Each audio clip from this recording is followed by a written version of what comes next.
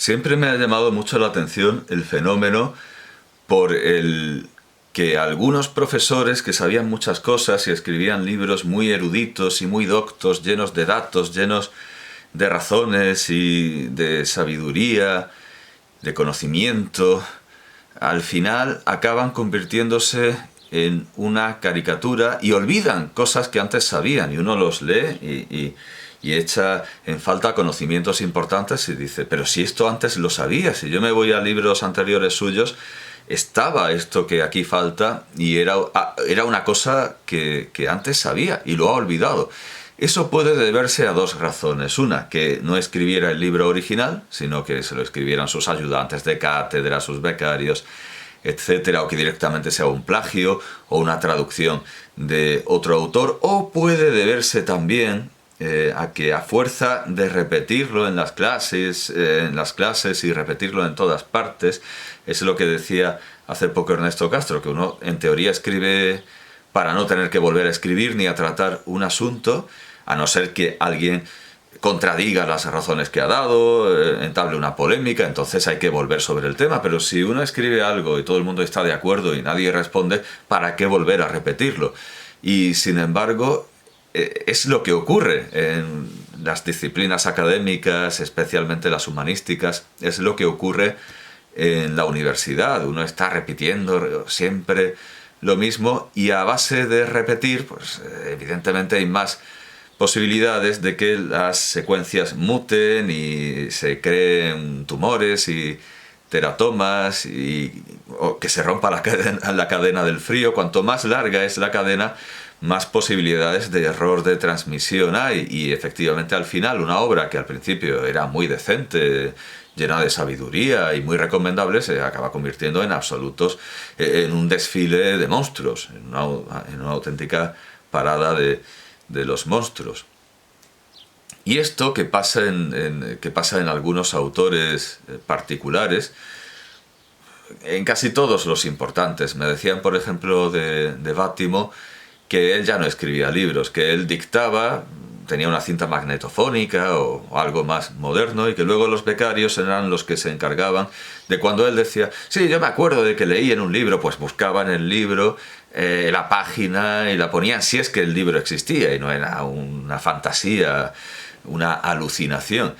Así escriben muchos catedráticos, y es curioso que cuando un erudito, un autor, un crítico, un ensayista, un filósofo, incluso un artista, un literato, tienen más público, es cuando menos lo merecen, o cuando están en menos condiciones de decir algo importante. Estoy pensando en los libros de Francisco Rodríguez Adrados, en los que continuamente, en sus últimos libros, continuamente dicen, bueno, como yo esto ya lo he dicho, yo esto ya lo he dicho, y se autocita. Entonces, ¿para qué escribe un nuevo libro si considera que ya lo ha dicho? Efectivamente, es que a cada paso está diciendo, sí, esto yo ya lo he dicho en otro libro, véase mi libro, ya está escrito. Entonces, ¿para qué escribir un nuevo libro? ¿Qué manía con las modas, que no es algo de ahora?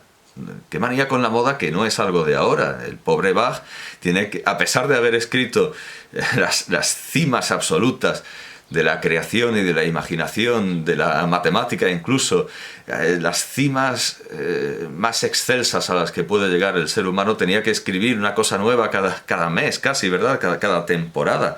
Y lo que había hecho se olvidaba.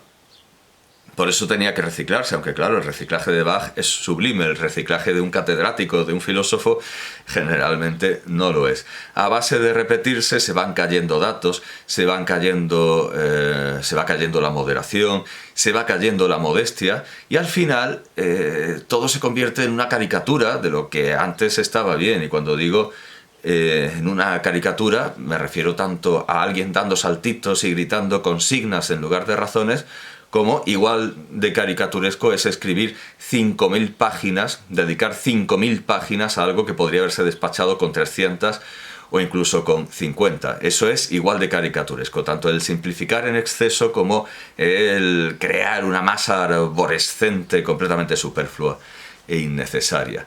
Bien, lo que ocurre en los particulares ocurre también en tradiciones tribales enteras, y en Occidente, desde luego, a fuerza de repetirnos, hemos ido perdiendo muchas cosas, y muchas cosas valiosas que antes sabíamos, pero vamos a ver, si esto lo sabíamos, ¿cómo se ha podido olvidar? ¿Cómo la tribu universitaria europea y norteamericana ha podido olvidar cosas que sabía? Y una de estas cosas que sabía era que había que leer a Huxe. Lo ha perdido completamente y sin embargo, bueno, yo me voy, por ejemplo, es que tengo reciente el haber leído una entrevista con Gustavo Bueno, una entrevista a Gustavo Bueno, en donde sí él recordaba haber leído de joven a Mason Urgell y ahí se quedaba su conocimiento sobre China, pero bueno, decía que los chinos no tenían nada que decir, que Confucio era como un director de escena. Muy bien por haber leído a Mason Urgell, que injustamente decía que no era convincente. Mason Urgell lo que procuraba era un marco teórico para comparar. Muy bien por haber leído a Mason Urgell, pero ¿cómo puede decir que el libro de An Chen no vale porque no está Mason Urgell y no considerar que hay que conocer también a Huxe? Y yo lo dije, Bertrand Russell leyó a Huxe y Antonio Gramsci, lo cual me ha llevado a pensar un momento que Gramsci habla de la historia de la filosofía china de Huxe, que no está traducida, todavía no está traducida, sigue en chino, es terrible. Y pregunté, ¿cómo Gramsci en la cárcel puede estar mejor informado sobre la bibliografía fundamental acerca de la filosofía china y más actualizado que Gustavo Bueno en su despacho de catedrático en la Universidad de Oviedo, con tantos discípulos, con su hijo que lo provee, que le suministra bibliografía y datos? ¿Cómo es posible que Antonio Gramsci en la cárcel esté mejor informado, documentado y actualizado que Gustavo Bueno? Bueno, ¿cómo es posible? Me he ido a una edición de los cuadernos de la cárcel, a una traducción en inglés de los cuadernos de la cárcel con muchísimas notas. Ahora doy la referencia y encuentro una nota que lo explica. Gramsci obtuvo la información bibliográfica del libro de Alberto Castellani. Gramsci lo conoce a través de Alberto Castellani. Del libro de Alberto Castellani, sobre la doctrina del taoísmo, la doctrina del Tao ricostruita sui testi ed esposta integralmente, publicada en Bolonia por Gianni Kelly en 1927. Y también del libro, también de Alberto Castellani, La regola celeste di Lao Tse, publicado en Florencia por Sansoni en 1927, y reseñados, estos dos libros, reseñados por Adolfo Faggi, en el artículo Sapere Cinese, publicado en Il Marzocco, volumen 32, número 24, 12 de junio de 1927. Por ese artículo de Adolfo Faggi sobre los libros de Alberto Castellani, Gramsci conocía y sabía que era importante y había que leer la historia de la filosofía china de Huxe, que sin embargo ni siquiera estaba traducida y sigue sin estar traducida. Sigue en chino, así que es absolutamente terrible cómo hemos degenerado, cómo a base de repetición de una secuencia hemos mutado y nos hemos convertido en algo completamente monstruoso, porque que el conde de Russell, que Sir Bertrand Russell leyera, que Lord Russell leyera a Huxe y muy concienzudamente tomara notas y se preguntara, bueno, ¿y qué relación tiene esto con la filosofía griega? Es normal en su época. Hoy no lo sería, hoy todo el mundo desprecia cuanto ignora, pero que Gramsci en la cárcel fascista, en un estado fascista, sin libertad de prensa, que Gramsci esté mejor informado estando en la cárcel, porque su reseña es de 1930, no recuerdo de cuándo es el texto. Aquí viene la nota, por cierto, no he dicho quién anota esto. Esto es la edición de... Esto es el segundo volumen. Vale. No encuentro la fecha exacta, pero la reseña de Huxe la hace entre 1931 y 1937, porque este segundo volumen, publicado por la Universidad de Columbia en 2011, con 728 páginas, este segundo volumen de los cuadernos de la cárcel, Prison Notebooks, cuaderni del carcere, estos cuadernos de la cárcel presentes en este segundo volumen son de 1931 a 1937. Vamos, que estaba en la cárcel, que aunque el artículo sea de 1927 y el libro de ningún año, porque el libro de Jussieu está inédito. No es que estuviera, es que está inédito. Bien, pues, edición de... Vamos a ver.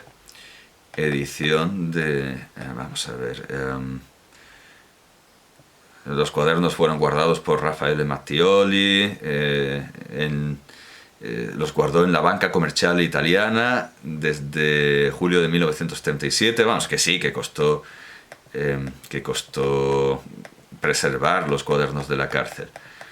Bueno, es una obra colectiva, parece. No firma nadie. No firma nadie. Me extraña. Alguien tiene que firmar la traducción. Sí, la banca comercial. A ver, los derechos de traducción. Bueno, no, solo aparece la Universidad de Columbia. Traducción. Sí, derechos de la traducción, la Universidad de Columbia.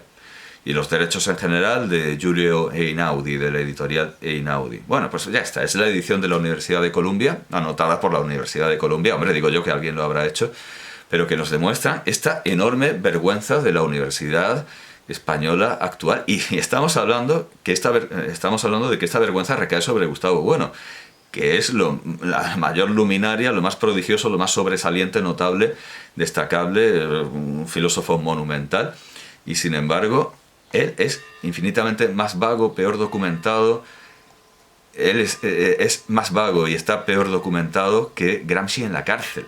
Gramsci en la cárcel sabe más de China que Gustavo Bueno en su despacho de catedrático. En fin, verdaderamente terrible. Y luego encima, lo que tenemos en nuestras facultades, donde sí se estudia sinología y donde sí se da a conocer la cultura china, son sinólogos que vienen a repetir el esencialismo hegeliano y bueno, voy a citar mi propia tesis, porque cuando yo estudié materias chinas, estudié la propia lengua china, estudié filosofía china, pues nuestros profesores, bueno, empezando en Granada, ¿verdad?, con Pedro Sanginás Aguilar, sobre todo Pedro Sanginás Aguilar, que era el que más se ocupaba de filosofía.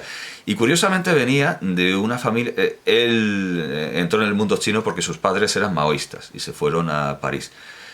Y asombrosamente, Pedro Sanginés Aguilar, en sus intervenciones, en sus escritos, no tiene nada de maoísta. Sí que da una asignatura que es pensamiento de Mao, pero él no tiene nada de materialista ni de maoísta. Es plenamente esencialista, hegeliano, y viene a decir que los chinos son...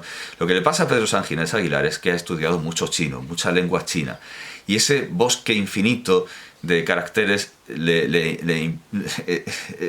esos árboles infinitos le impiden ver el bosque.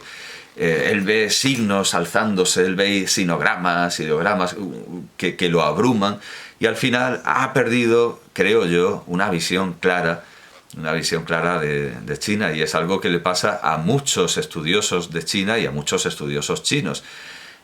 La lengua china, desde luego, favorece esto, favorece sepultar una visión esquemática en una maraña, en un marasmo de signos individualizados.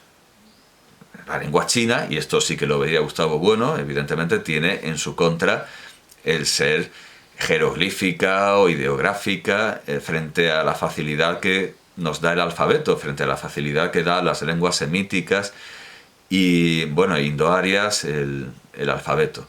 Tiene esto que juega en su contra, por supuesto, pero eso no quiere decir que, a pesar de contar con esta desventaja, no pueda correr y saltar, al igual que existen Juegos Paralímpicos, o creo que se llaman Paralímpicos, pero nuestro profesor de griego siempre nos decía que tendría que ser Paralímpicos. Bueno, evidentemente hay grandes dificultades. Los chinos tienen la gran dificultad de este aprendizaje de ideogramas excesivo y bestial, pero igualmente que hay gente, al igual que hay gente sin piernas ni brazos, que bueno, sin piernas o sin brazos, más bien. Bueno, supongo que también habrá deportes para gente sin piernas ni brazos. Bueno, al igual que la gente sin piernas o sin brazos puede triunfar en deportes olímpicos, igualmente alguien que esté abrumado por este sistema tan infernal, puede pensar con claridad, puede pensar con genialidad y, desde luego, usar la razón mejor que lo hacemos quienes tenemos un sistema alfabético. Uno de estos grandes autores que nos recomendaba Pedro Sanginés Aguilar y que no llegó a traer, pero sí que trajo a Anne Hélène Suárez, la hija de Gonzalo Suárez, el gran cineasta e interesantísimo narrador, interesantísimo novelista. Pero bueno, Anne Hélène Suárez seguía la doctrina de Anh Chen.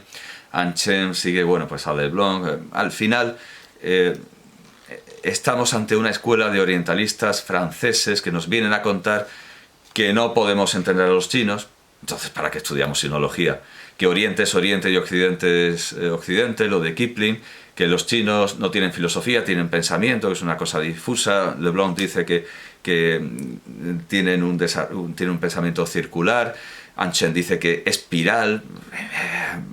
Pavadas, variaciones sobre ideas esencialistas y, en el fondo, racistas. En mi tesis cito a François Julian, que pasa por ser, pues, el gran sinólogo, enormemente perjudicial. François Julian es enormemente perjudicial, como lo fue en su tiempo Richard Wilhelm, con ese espiritualismo. Y tengo aquí una cita de François Julian que demuestra de lo que va, pero bueno, lo comparo con un pasaje de Gonzalo Torrente Ballester. Me voy a citar así, con toda la cara. Digo, no obstante, la noción de ser puede expresarse en árabe y en chino. Es más, Antonio Massari encuentra ingeniosas correspondencias, bueno, ingeniosas más que científicamente válidas, ingeniosas correspondencias entre el chino y las lenguas semíticas en este aspecto. Porque hay que decir que el libro de Massari está muy bien para quienes no tenemos dinero para costearnos los carísimos libros que hay sobre ideogramas sobre el chino de los huesos oraculares. Estos caracteres que se grababan sobre paletillas puestas al fuego, al ponerse al fuego se resquebrajaban, se agrietaban, y entonces los adivinos escribían caracteres sobre las grietas interpretando que el hueso mismo había hablado y que, bueno, se podía completar, se podía escribir lo que las grietas indicaban, el camino que trazaban las grietas. Los chinos posteriores consideraron que esto eran, sí, objetos mágicos, pero consideraban que eran huesos de dragón y, como objetos mágicos que eran, los molían y se los bebían. Así que se perdieron muchos de estos huesos. Los libros que hay sobre huesos oraculares son carísimos, y este libro de Antonio Massari recoge las investigaciones sobre todo de eruditos japoneses, y es una versión económica que nos permite leer algunos oráculos chinos. Pero la tesis final del libro, lamentablemente, es que los chinos arcaicos son una tribu perdida de Israel y que hay influencia y relación directa entre los judíos bíblicos y los chinos antiguos, y eso evidentemente no se puede sostener, pero es un libro interesante por lo que tiene de ingenioso, casi de kircheriano, casi de eruditos del siglo XVII. Bueno, pues Massari encuentra ingeniosas correspondencias entre el chino y las lenguas semíticas en este aspecto. También pueden expresarse en otras lenguas nociones para las que solo hay formas en español o en sarzi. Y aquí tengo una nota sobre el sarzi. Bueno, es una... ¿De dónde lo saco? De Eun Do Cook, de Verb Be in Sarsi, en la revista Amerindia, número 3, 1978. Dice Sarsi, que está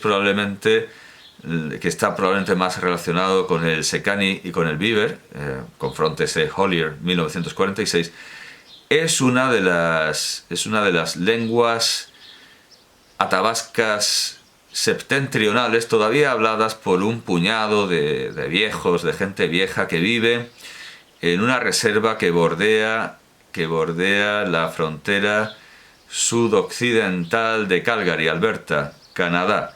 Bien, y bueno, pues en sarzi, como en otras lenguas atabascas, hay dos verbos raíces que son comparables con el verbo be, ser. Concretamente ta, que es imperfectivo, sería to be, y li, imperfectivo, que sería llegar a ser, existir. Entonces, claro, el español y las lenguas atabascas, el español y las lenguas atabascas distinguen entre ser y estar y otras lenguas no. Pero eso no quiere decir que otras lenguas no puedan expresar lo que el español y las lenguas atabascas sí expresan. Gonzalo Torrente Ballester nos presenta este diálogo entre el maligno y el padre Ribadesella en Crónica del Rey Pasmado, sobre la que hay una magnífica película de Imanol Uribe, con una música excepcional, unas interpretaciones de Fernando Fernán Gómez. Lamentablemente, este diálogo, que yo recuerde, este diálogo no está en la película, solo está en la novela. El infierno no está, es igual que el cielo. Pues no lo entiendo, me salto un pasaje. Si sostuviese esa tesis delante de un tribunal, dice el padre Ribadesella, o sea, el diablo dice, el maligno dice, el infierno no está, es igual que el cielo. Y dice el padre Ribadesella, si sostuviese esa tesis delante de un tribunal, me mandarían a la hoguera. Según, si la disputa se desarrollaba en latín, quizás sí.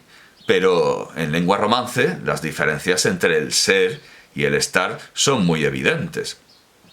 Sí, dice el padre Ribadesella, sí, pero las disputas teológicas se desarrollan en latín. En esa lengua, dice el maligno, también es posible distinguir entre el ser y el estar. Pero no tan claramente, dice el padre Ribadesella. Bueno, pues François Julian hace como el padre Ribadesella, bueno, me sigo leyendo, François Julian hace como el padre Ribadesella y pone reparos. A propósito de que los chinos no tienen ser. Y ante la cita de Leibniz que le hace Thierry Marchais, porque esto es una conversación con Thierry Marchais, y Thierry Marchais le cita a Leibniz, que dice que hay pueblos que no tienen ninguna palabra que responda a esta de ser. Pero se pregunta, ¿hay duda de que no saben lo que es ser? Lo pueden configurar, lo pueden decir por perífrasis. Y entonces Julian responde que il me semble pourtant que qu'est-ce que ne voit pas Leibniz, c'est que nous non plus ne pensons pas à part l'idée d'être, porque Leibniz dice que podemos pensar la idea de ser aparte de la lengua. Dice, no la pensamos aparte. Vamos, que es un esencialista, dice que si no existe la palabra, y la palabra viene determinada por la cultura, es un determinista, pues no podemos pensar aparte el ser. Y este eximio sinólogo es lo que dominaba cuando yo estudié cuestiones chinas. Que no podemos entender a los chinos son muy difíciles, los chinos, con ese caracoleo de dedos cuando un presentador de una gala flamenca dice, esto es muy grande, esto es lo más grande, no se puede pensar. Eso es lo que nos decían de China.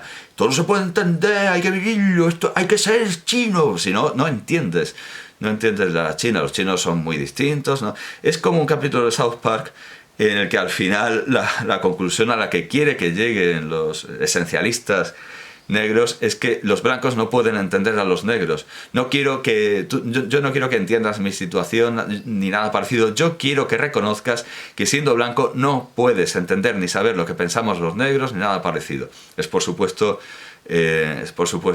una sátira, pero muy certera de todo esto, de que yo no puedo, de que ahora resulta que la universidad no quiere que entendamos otros pueblos, sino que reconozcamos que no estamos capacitados y que es completamente imposible que los entendamos o que los comprendamos, porque no somos chinos, no somos blancos. Todo esto es una catástrofe, es auténticamente la debacle de la universidad, la mutación monstruosa a la que lógicamente había que llegar después de tantas repeticiones en las que se caen datos. Evidentemente a Julian se le ha caído, Gustavo, bueno, nunca lo ha tenido, a lo mejor Julian tampoco, pero se le ha caído Juche. Y Juche es fundamental para todas estas cuestiones. Cuando yo, viniendo de Julian diciendo, no, es que los chinos no tienen ser, no tienen el verbo ser, no piensan como nosotros, cuando yo di a parar cuando yo llegué a the Development of the Logical Method in Ancient China, de Huxi, del año 1922, que es el libro que lee Bertrand Russell, lo lee y lo anota y se hace preguntas, en tanto que el pobre Gramsci solo podía conocer vagamente que existía la historia de la filosofía china, como nosotros, que solo sabemos que existe porque no está traducida. Y no sé si se podrá conseguir creo que los manuscritos, ahora veremos los manuscritos chinos de Huxi, que afortunadamente están muchos digitalizados. Bueno, pues cuando yo llego a el desarrollo del metodológico en la antigua China de Huxi del año 1922, y me encuentro, lo he leído algunas veces, pero yo llego y me encuentro con que los chinos querían tener un discurso del método, querían hacer filosofía racional, el confucianismo no les ayudaba, pero aún así los hermanos Chen sacaron del canon de las analectas, y como estaban, claro, editándolo, reformándolo, lo pusieron al principio de las analectas, esto de que cuando las cosas se investigan profundamente, el conocimiento será extendido en su máximo grado. Cuando el conocimiento se extiende a su máximo grado, las ideas se vuelven verdaderas. Cuando nuestras ideas se hacen verdaderas, nuestras mentes serán rectificadas. Ya no se trata de rectificar el lenguaje, las palabras, como quería Confucio, sino que hay que rectificar las mentes. Claro, a mí se me abrió un cielo. Por fin, un chino que además sabe más de chino y más de filosofía china que Julian, que San Ginés Aguilar, que Anchen, que Anelen Suárez, que todos estos que me dicen que yo nunca voy a poder entender a los chinos porque los chinos son chinos y Occidente es Occidente, y nunca se encontrarán a estos sinólogos kiplingianos que me cuentan el poema de Kipling, que me recitan el poema de Kipling. Aquí viene un chino que sabe más que todos ellos, pero de largo, y me dice todo lo contrario, que en China hay racionalismo, que los chinos querían ser racionalistas, que hay un pensamiento que duda, que hay un pensamiento que puede dialogar con Occidente. Pero claro, esto se ha caído, lo sabía Gramsci, lo sabía Russell, pero ya ¿quién lee a Huxi? Bueno, y a pesar de que se ha hecho desde luego mucho, desde que yo leía Huxi en mi tesis en 2007, y me dije, pero caramba, si al final las preguntas que yo me estaba haciendo se respondieron todas en 1922 o en 1923 o en 1921 por Mason Ursel sobre cómo se ha de comparar, por Huxi sobre el espíritu racional, sobre el racionalismo en China, por Sarvejindranath Sila sobre el racionalismo en la India, bueno, ya indirectamente por Rankin sobre el monismo de los dialécticos y de los llamados sofistas chinos y de los llamados sofistas indios, y todas las preguntas que yo me hacía en 2005, cuando empecé la tesis, todas las preguntas que yo me hacía se habían respondido en los años 20, pero a fuerza de repetirse las ediciones se han caído de la cultura occidental, de la cultura universitaria en general. Yo creo que no se puede dar un paso decente al tratar a China, la cultura china y sobre todo a las filosofías chinas sin citar a Huxi. Así como Gustavo Bueno se enfadaba cuando veía que Anchen no citaba a Mason Ursel porque era lo que él había leído, tampoco es que hubiera leído mucho. Hay que enfadarse si un sinólogo nos viene y no nos cita a Huxi. Y luego a los grandes sinólogos antiguos y modernos, Leon Viga, Alfred Forke, etcétera, etcétera, y a cada uno de ellos iré dedicando una presentación, como la he dedicado ahora a Huxi. Hay, desde luego, cada vez mejores condiciones para poder leer a Huxi. Si yo me voy a Wikipedia en español, que no suele ser, todo esto lo voy a enlazar, por supuesto, pues vemos una fotografía de Huxi y vemos una lista de sus obras, tanto en ensayos, Mi humilde opinión sobre la reforma de la literatura, bueno, es un ensayo de 1917, sobre una revolución literaria constructiva, 1918, bueno, esto es una selección muy breve. Afortunadamente luego podremos ampliar, pero no, quiero llamar la atención porque, bueno, en poesía citan experimentos de 1920, pero algo extraño, y por lo tanto debe ser notado, es que mencionan el teatro de Hoche.